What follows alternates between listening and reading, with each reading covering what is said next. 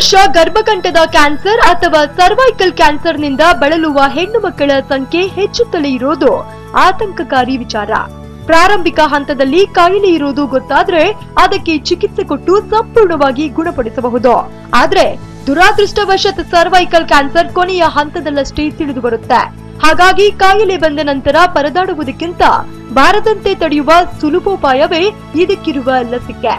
ಒಂದೇ ಒಂದು ನಮಗೆ ದಾರಿ ಇರೋದು, ಇಲ್ಲ ನೀವು ಈ ವೈರಸ್ ನಮ್ದು ದೇಹದೊಳಗೆ ಹೋಗೋದನ್ನ ತಡಿಬೇಕು, ಇಲ್ಲ ಇದು ವೈರಸ್ ಹೋದ್ಮೇಲೆ ದೇಹಕ್ಕೆ ಹೋದ್ಮೇಲೆ ಅದನ್ನ ನಾವು ಆದಷ್ಟು ಬೇಗ ಗುರುತಿಸ್ಕೊಳ್ಬೇಕು. ಆದಷ್ಟು ಬೇಗ ಗುರುತಿಸ್ಕೊಳ್ಳೋಕ್ಕೆ ಈ ಸ್ಕ್ರೀನಿಂಗ್ ಪ್ರೊಸೀಜರ್ಸ್ ಅಂತ ಏನಿದೆ, ಪ್ಯಾಪ್ಸ್ಮಿಯರ್ ಆಗಲಿ ಇನ್ನೇನಾಗಲಿ, ಅದು ನಮ್ಮ ದೇಶದಲ್ಲಿ ಇದು ಇವಾಗ ವ್ಯಾಕ್ಸಿನ್ ಹೊಸದಾಗಿ ಬಂದಿದೆ ಹೊರತು, ಇವಾಗ ನೀವು ಹೇಳ್ತಾ ಇದ್ರಲ್ವಾ ಇವಾಗ ವ್ಯಾಕ್ಸಿನ್ 10 ವರ್ಷ ಆಯಿತು ಬಂದು, ಯಾಕೆ ಎಲ್ಲರಿಗೂ ಗೊತ್ತಾಗಿಲ್ಲ ಅಂತ. ಅದರ ಸ್ಕ್ರೀನಿಂಗ್ ಮೆಥಡ್ಸ್, ವೈರಸ್ ಬಂದಿದೆಯಾ ಇಲ್ವಾ ಕಂಡು ಹಿಡ್ಕೊಳ್ಳೋಕ್ಕೆ 50 ವರ್ಷದಿಂದ ಆ ಟೆಸ್ಟ್ ಎಲ್ಲ ಇದೆ. ಆದ್ರೂ ನಮ್ಮ ದೇಶದಲ್ಲಿ ಕೇವಲ 5% ಮಹಿಳೆಯರು ಮಾತ್ರ ಈ ಟೆಸ್ಟ್ ಮಾಡಿಸ್ಕೊಳ್ತಾ ಇದ್ದಾರೆ. ಅಂದರೆ ಇನ್ನು 95%ಗೆ ಅವ್ರಿಗೆ ವೈರಸ್ ಇದೆಯೋ ಇಲ್ವೋ, ಕಾಯಿಲೆ ಬರುತ್ತೋ ಬಿಡತ್ತೋ ಅವ್ರಿಗೆ ಏನು ಕ್ಲೂನೇ ಇಲ್ಲ.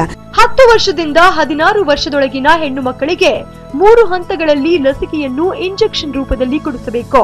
ಈ ಲಸಿಕೆ ಅವರನ್ನು ಜೀವನ ಪರ್ಯಂತ ಸರ್ವೈಕಲ್ ಕ್ಯಾನ್ಸರ್ನಿಂದ ಕಾಪಾಡುತ್ತದೆ. ಪಾಶ್ಚಾತ್ಯ ದೇಶಗಳಲ್ಲಿ ಶಾಲೆಗಳಲ್ಲೇ ಮಕ್ಕಳಿಗೆ ಈ ಲಸಿಕೆಯನ್ನ ಕೊಡುವ ವ್ಯವಸ್ಥೆ ಇದೆ. ಆದ್ರೆ ನಮ್ಮಲ್ಲಿನ್ನೂ ಆ ನಿಟ್ಟಿನವರೆಗೆ ಸರ್ಕಾರ ಕಾಳಜಿ ವಹಿಸಿಲ್ಲ. ಇನ್ನು ಭಾರತದ ಔಷಧ ತಯಾರಿಕಾ ಸಂಸ್ಥೆಯೊಂದು ಈ ಲಸಿಕೆಯನ್ನ ತಯಾರಿಸಿರೋದ್ರಿಂದ ಕಡಿಮೆ ಬೆಲೆ ಅಂದ್ರೆ 2,000 ರೂಪಾಯಿಗೆ ಲಸಿಕೆ ಸಿಗ್ತದೆ. ಈಸಿಲಿ ನಾವು ಎಲ್ಲರಿಗೂ ಜಸ್ಟ್ ಒಂದು ಸಿಂಪಲ್ ಇಂಜೆಕ್ಷನ್ ಇಂದ 3 ಡೋಸಸ್ ಕೊಟ್ಬಿಟ್ಟು, ಇವಾಗ ನಾವು ಅನ್ಕೊಳ್ತೇವೆ ಇದು ತುಂಬಾ ಕಾಸ್ಟ್ಲಿ, ಅವ್ರಿಗೆ ಅಫೋರ್ಡ್ ಮಾಡೋಕ್ಕಾಗಲ್ಲ ಅಂತ. ಬಟ್ ಅವ್ರಿಗೆ ಮಾಹಿತಿ ಕೊಡೋದ್ರಲ್ಲಿ ಖಂಡಿತ ತಪ್ಪೇನಿಲ್ಲ. ಅವ್ರ ಮಾಹಿತಿ ನಾವು ಕೊಡಬೇಕು, ಆಮೇಲೆ ಅವರು ಡಿಸೈಡ್ ಮಾಡ್ತಾರೆ ಇದನ್ನ ಅವ್ರಿಗೆ ಅಫೋರ್ಡಬಿಲಿಟಿ ಇದೆಯಾ, ನಾವು ಇದಕ್ಕೆ ಇಷ್ಟು ಖರ್ಚು ಮಾಡ್ಬೋದಾ ಅನ್ನೋದು ಅವ್ರಿಗೆ ಬಿಟ್ಟಿದ್ದು. ಅದಕ್ಕೆ ಅಷ್ಟು ಸೌಲಭ್ಯ ನಾವು ಮಾಡಿಕೊಡ್ಲೇಬೇಕು ಅಂತ ನಮ್ದು ಆಸೆ. ಇವತ್ತು ಒಂದು ಡೋಸ್ ಕೊಟ್ರೆ ಅದಕ್ಕೆ 0 ಡೋಸ್ ಅಂತ, ಇನ್ನು 2 ತಿಂಗಳಾದ್ಮೇಲೆ ಇನ್ನೊಂದು ಡೋಸ್, 6 ತಿಂಗಳಾದ್ಮೇಲೆ ಇನ್ನೊಂದು ಡೋಸ್, ಒಟ್ಟಿನಲ್ಲಿ 6 ತಿಂಗಳೊಳಗಾಗಿ the 3 doses will be over. ಮುಂದಿನ 6 ತಿಂಗಳಲ್ಲಿ ಇದರ ಅರ್ಧಕ್ಕರ್ಧ ಕಡಿಮೆಯಾಗುವ ಸಾಧ್ಯತೆ ಇದೆ. ಹಾಗಾಗಿ ಹಣದ ಬಗ್ಗೆ ತಲೆಕೆಡಿಸಿಕೊಳ್ಳದೆ ಜೀವ ಉಳಿಸುವ ಸಾಧನವೊಂದು ಲಭ್ಯವಿರುವಾಗ ಅದನ್ನು ಪಡೆದುಕೊಳ್ಳುವ ಬಗ್ಗೆ ಜನ ಯೋಚಿಸಬೇಕಾಗಿದೆ.